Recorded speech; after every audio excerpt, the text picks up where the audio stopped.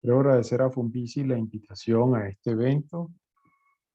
Hoy les hablaré sobre modelos de riesgo y resiliencia sísmica que hemos hecho en Caracas y hacia dónde vamos. Primero hablaremos del contexto de los desastres socionaturales, modelos de riesgo y resiliencia sísmica que hemos hecho en Caracas y hacia dónde vamos, y algunas reflexiones finales. Pero el contexto de los desastres, aquí vemos un mapa con la cantidad de desastres que ha ocurrido en los últimos 20 años, en mapa a escala global. Podemos decir que el 44% de ellos son inundaciones y tan solo un 8% terremotos, pero que el 47% de las pérdidas económicas son asociadas a las tormentas, mientras que la principal causa de muerte han sido los terremotos. Los desastres son la materialización del riesgo, son esa punta del iceberg o esa consecuencia que vemos, pero se construye en un contexto donde la amenaza natural se asocia con la exposición y la vulnerabilidad de las construcciones y la población para potenciarlo adicionalmente con el incremento de la pobreza y un mal manejo del desarrollo urbano. Por eso decimos entonces que los desastres naturales no existen. Los desastres se construyen socialmente a través de la exposición y la vulnerabilidad de la población y de las construcciones. Modelos de riesgo y resiliencia. Primero definiremos entonces las determinantes del riesgo. Por un lado, la amenaza definida como la probabilidad de que ocurra un evento o su intensidad en un espacio y tiempo determinado. Normalmente la representamos por este tipo de curvas de amenaza.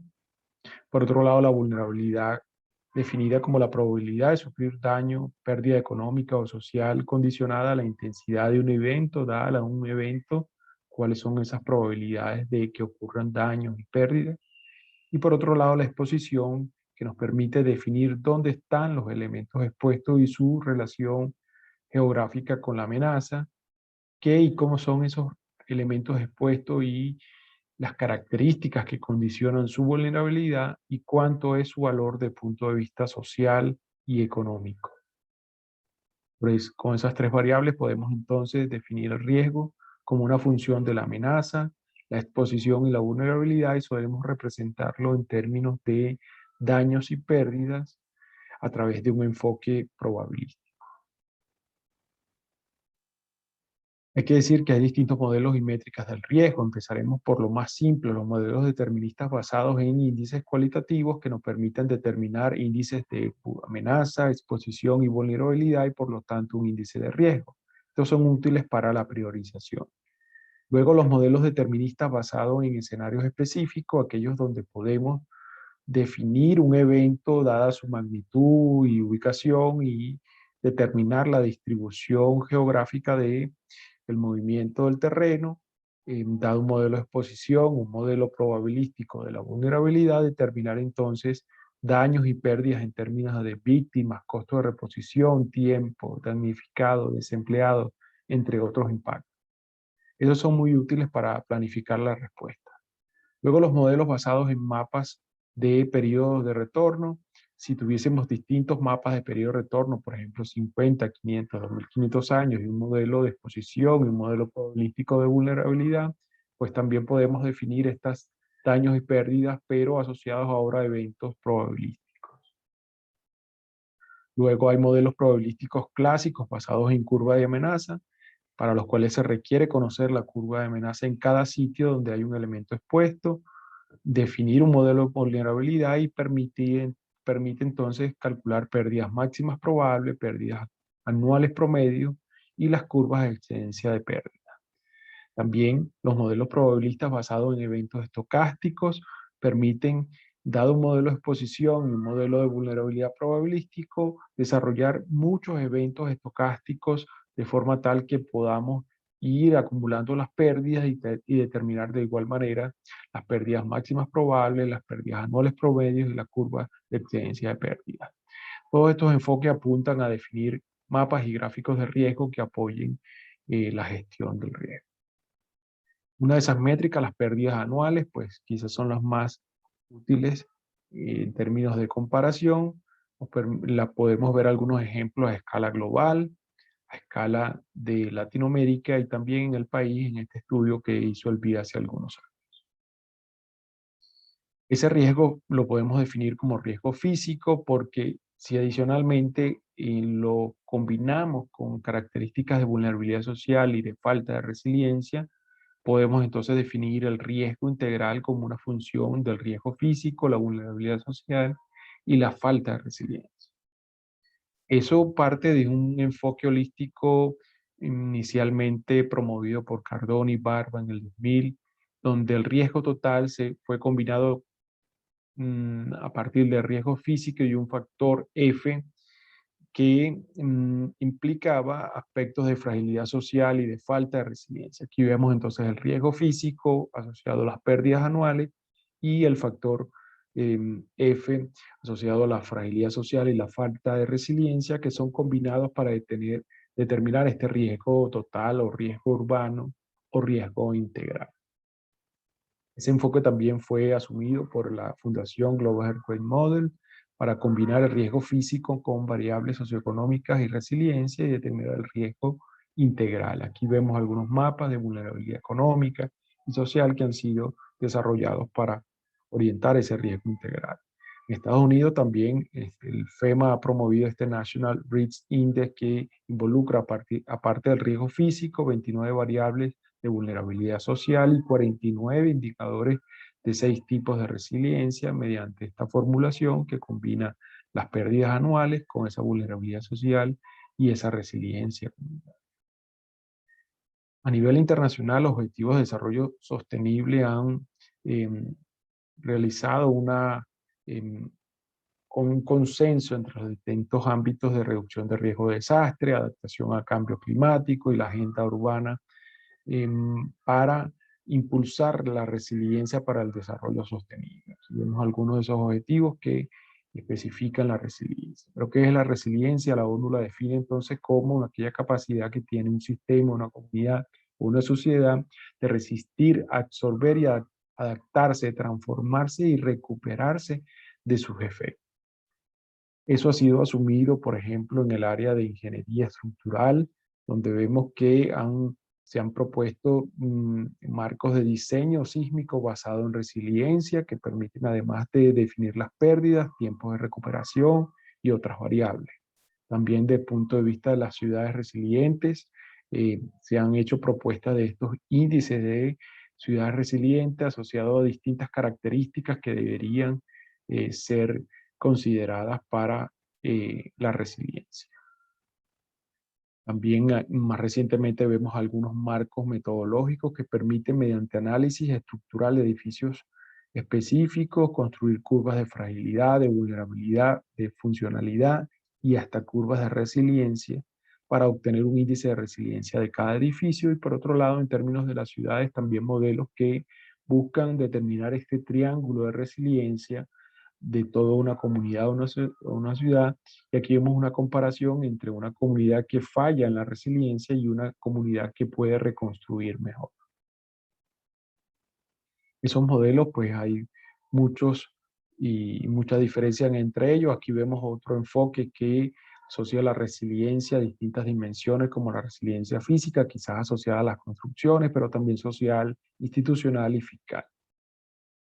En torno a la resiliencia, pues ha habido un interés muy reciente, hay muchas publicaciones y documentación al respecto, tanto para edificaciones como para evaluar ciudades enteras. ¿Qué hemos hecho en Caracas y hacia dónde vamos? Caracas, pues hay que decir, está expuesta a muchas amenazas, no solo amenazas sísmicas. En el pasado, pues se han hecho evaluaciones de escenarios sísmicos como esto, producto del proyecto de YAIC en el año 2004, una simulación del terremoto del 67 que se desarrolló a partir de funciones de vulnerabilidad para los distintos tipos constructivos del país.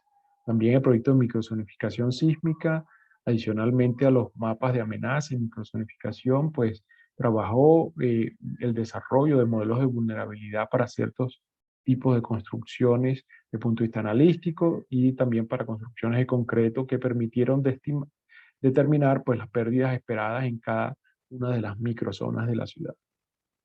En el proyecto de reducción de riesgo sísmico también se inventariaron las escuelas de Caracas y se asociaron a las microzonas sísmicas para construir curvas de fragilidad para cada uno de los tipos conseguidos y determinar las consecuencias en términos de daño y pérdidas esperadas en las escuelas, dada la ocurrencia del sismo del año 67.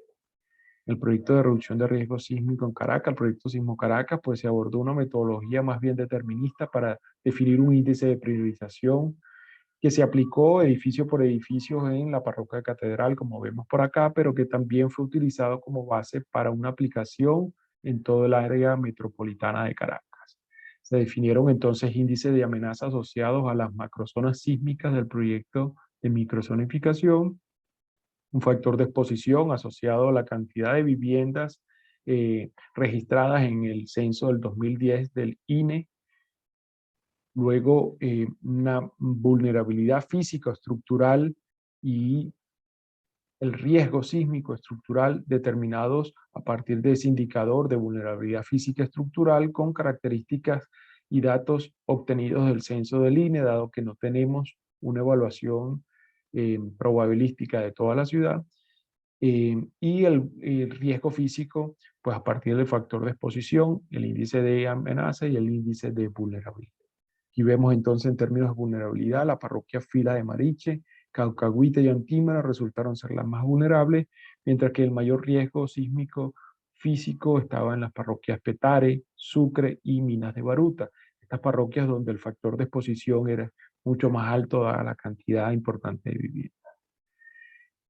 Para el factor F o factor de impacto se incluyeron entonces un índice de vulnerabilidad socioeconómica con variables como condición de pobreza, grupos de edad, discapacidad, dependencia y hacinamiento y un indicador de falta de resiliencia urbana con variables como cantidad de edificios de atención y respuesta, espacios estratégicos, accesibilidad vial y calidad de los servicios públicos. Finalmente, el riesgo integral fue determinado con esta fórmula que asocia el riesgo físico y el factor de impacto con la vulnerabilidad social y la falta de resiliencia, obteniendo como resultado que las parroquias con mayor riesgo serían Petare, Sucre y Minas de Barú. Pero adicionalmente hubo un incremento del riesgo físico al riesgo integral en las parroquias 23 de enero, La Dolorita, El Junquito, San Agustín y una disminución del riesgo en Chacao, El Cafetal, Leoncio Martínez, entre otras parroquias. Posteriormente desarrollamos un modelo de exposición de las construcciones de la ciudad con información del INE y inspecciones que se realizaron en el marco del convenio GENFUNVISI. Estas fueron utilizadas para desarrollar un modelo para viviendas populares de Caracas. Estimamos que entonces que de las 320.000 edificaciones de la ciudad de Caracas, 169.000 eran viviendas populares de este tipo, que en este estudio pues se desarrollaron curvas de fragilidad específicas para esas construcciones populares de la ciudad. Luego de una simulación de entonces del terremoto del año 67 en esas zonas de barrio donde se ubican las viviendas populares, obtuvimos como resultado que quizás el 2% de ellas colapsarían, la pérdida estaría en el orden del 6% y cerca de 6.500 víctimas fatales. Adicionalmente, hemos hecho algunos estudios probabilísticos muy específicos para ciertas construcciones. Por ejemplo, un edificio antiguo de 8 pisos ubicado en Plaza Venezuela y un edificio con las mismas características ubicado en Los Palos Grandes, en la zona o en la microzona de mayor profundidad de sedimento. Hemos obtenido entonces cómo se incrementa de forma importante la pérdida anual promedio, dada la profundidad de sedimento y la amplificación de las ondas sísmicas. En resumen, hemos partido de los estudios de amenaza y microzonificación sísmica, se han hecho modelos de exposición, se han compilado los modelos de vulnerabilidad, se han desarrollado algunos, se han evaluado algunos escenarios específicos como el sismo de Caracas. Por otro lado, se han evaluado puntualmente el riesgo desde el punto de vista probabilístico. También se han desarrollado mapas a nivel de parroquias de indicadores de vulnerabilidad socioeconómica y falta de resiliencia y se han determinado el riesgo integral. Todo esto apunta a la tendencia de determinar ahora resiliencia física y resiliencia integral. Finalmente, como reflexiones, hay que decir que los desastres no son naturales, son el producto de un contexto de riesgo. Los modelos de riesgo permiten priorizar, planificar y apoyar la gobernanza, reducción y transferencia del riesgo. Existe un creciente interés en modelos de riesgo de resiliencia, tanto para edificios como para ciudades. La mayoría de estos modelos de ciudades no o son independientes del riesgo, pero si reducimos el riesgo, ¿qué pasará con la resiliencia? Creo que la resiliencia debería aumentar también, es algo aún no resuelto en estos modelos.